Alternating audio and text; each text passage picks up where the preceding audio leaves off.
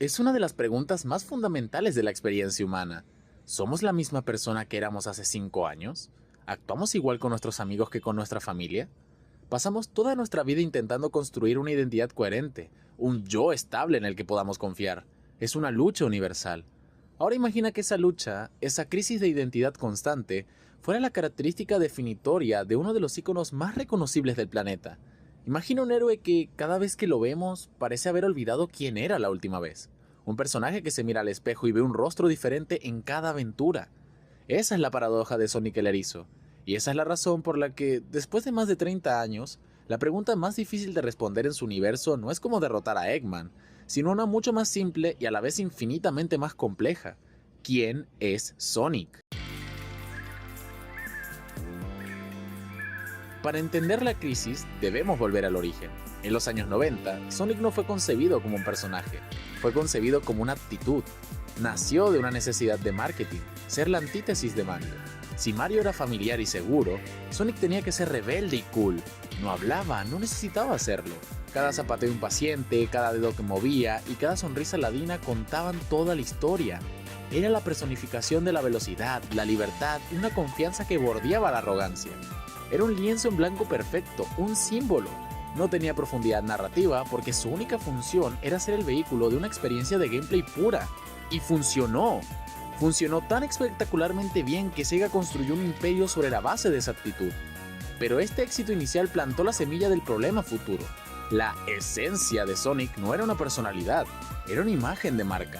Y las imágenes de marca son mucho más frágiles y volátiles que los personajes de verdad.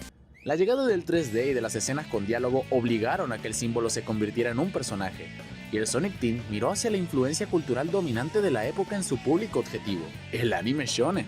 El Sonic de Sonic Adventure 1 y 2 es, en esencia, un protagonista de anime. Es heroico, un poco impulsivo, valora la amistad por encima de todo, y no teme dar un discurso inspirador en medio de una crisis. Para muchos fans, esta es la era dorada. Por primera vez, Sonic tenía una voz, motivaciones claras y un arco de personaje. Se enfrentaba a amenazas existenciales, cuestionaba su propio heroísmo y forjaba relaciones significativas.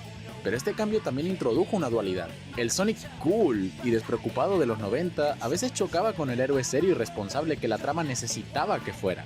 Se plantó una primera división. ¿Era Sonic el rebelde solitario o el líder heroico? El Sonic Team intentó que fuera ambas cosas, y la primera grieta en el espejo de su identidad comenzó a mostrarse. A mediados de los 2000, la industria de los videojuegos se obsesionó con la madurez. Una madurez mal entendida, a menudo sinónimo de oscuridad, tramas enrevesadas y personajes torturados. Y el Sonic Team, en un intento de mantener a Sonic relevante para una audiencia que ahora jugaba Halo y God of War, cometió su error más infame. Juegos como Shadow the Hedgehog y sobre todo Sonic 2006 arrastraron a Sonic y a su mundo a un pozo de melodrama absurdo. De repente, el héroe que luchaba contra un científico bigotudo estaba en medio de tramas sobre armas biológicas, princesas que se enamoraban de erizos y demonios del tiempo. El propio Sonic se volvió mortalmente serio, un héroe de acción genérico despojado de casi toda su personalidad anterior. Esto no fue solo un fracaso narrativo, fue un fracaso psicológico. Creó una brecha insalvable entre la identidad que los fans tenían del personaje y la que el juego presentaba. Para un fan, existe una creencia central: Sonic es cool. Al presentar una versión que la mayoría consideraba vergonzosa o cringe, el juego provocaba una fuerte disonancia cognitiva.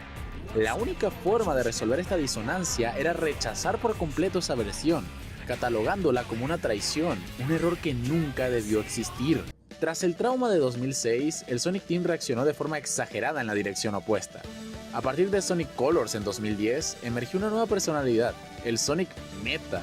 Un personaje extremadamente hablador que no paraba de hacer chistes, romper la cuarta pared y en general actuar como si no se tomara en serio ni a sí mismo ni al mundo que lo rodeaba. Este cambio fue y sigue siendo increíblemente divisivo. Para algunos fue un soplo de aire fresco, un Sonic divertido, ligero y carismático. Pero para otros fue otra traición. Sentían que el héroe de la era Adventure había sido reemplazado por un comediante, un imitador de Spider-Man que sofocaba cualquier hastío de tensión o seriedad en la trama. La personalidad de Sonic ya no era un reflejo del personaje, sino un reflejo de la cultura de internet del momento, autoconsciente, irónica y un poco distante. La crisis del espejo se había agudizado. Ahora, Sonic ni siquiera se reconocía a sí mismo. Y sin embargo, en medio de este caos de personalidades, Hubo un momento, un juego, lanzado en 2008, justo entre la edad oscura y la era meta, donde casi por accidente, todas las piezas encajaron. Un juego donde Sonic se sintió por primera vez y quizás por última completo. Ese juego fue Sonic Unleashed. Y la razón es que es una personalidad de síntesis. El Sonic de Unleashed logra un equilibrio casi perfecto de todas sus versiones anteriores. Tiene la confianza y el heroísmo desinteresado de la era Adventure, evidente en cómo interactúa con los habitantes del mundo y en su relación paternal con su compañero Chip. Tiene destellos del cool despreocupado de la era clásica en sus momentos más relajados, y tiene un ingenio situacional que es genuinamente divertido sin caer en la autoparodia constante que definiría sus encarnaciones posteriores. Pero la clave de la profundidad de este Sonic es la carga que lleva. La maldición del Werehog no es solo una mecánica de juego, es una herramienta narrativa. Lo obliga a ser vulnerable, lo obliga a enfrentarse a una parte de sí mismo que no controla, una faceta monstruosa. Y a través de esta lucha, vemos un personaje más tridimensional. Vemos su determinación, su capacidad para no rendirse incluso cuando su propio cuerpo lo traiciona. El Sonic de Unleashed funciona porque es la única vez que el personaje no fue definido por una única etiqueta de marketing. No era solo el rebelde, ni el héroe de anime, ni el comediante. Era todas esas cosas a la vez, unidas por una capa de profundidad y vulnerabilidad que lo hacían sentir finalmente como una persona. Entonces, ¿por qué es tan difícil replicar el éxito de Unleashed? Porque la verdadera esencia de Sonic nunca fue un personaje, sino una marca diseñada para ser maleable, para adaptarse a las tendencias. Y esta falta de un ancla ha creado una relación parasocial frustrante para sus fans, que aman a un amigo que cambia de personalidad cada vez que lo ven. Pero algo está cambiando. Irónicamente, la salvación de la identidad de Sonic podría no haber venido de los juegos, sino del cine. Las películas de Hollywood, con su necesidad de arcos de personaje claros y motivaciones emocionales, le dieron a Sonic algo que los juegos rara vez le habían dado: una historia de origen consistente y un núcleo emocional definido. El Sonic de las películas es un niño solitario que anhela una familia, y cuya velocidad es tanto un don como una causa de su aislamiento. Esta personalidad, más amable, con un trasfondo más claro, ya está influyendo en los juegos. El Sonic de Frontiers es más introspectivo, más maduro, un eco de la versión de Unleashed filtrado a través del éxito de las películas. Quizás la búsqueda de la verdadera esencia de Sonic ha sido un error. Quizás, como todos nosotros, su identidad no era algo que debía ser encontrado, sino algo que debía ser construido. Y después de 30 años de reflejos rotos, puede que finalmente estemos viendo la imagen completa. Un personaje forjado no solo por sus creadores, sino por las cicatrices de sus errores. Y, finalmente, por la necesidad de contar una buena historia. Y ahora te pregunto a ti, para ti, ¿cuál es la versión definitiva de la personalidad de Sonic y por qué crees que te resuena tanto?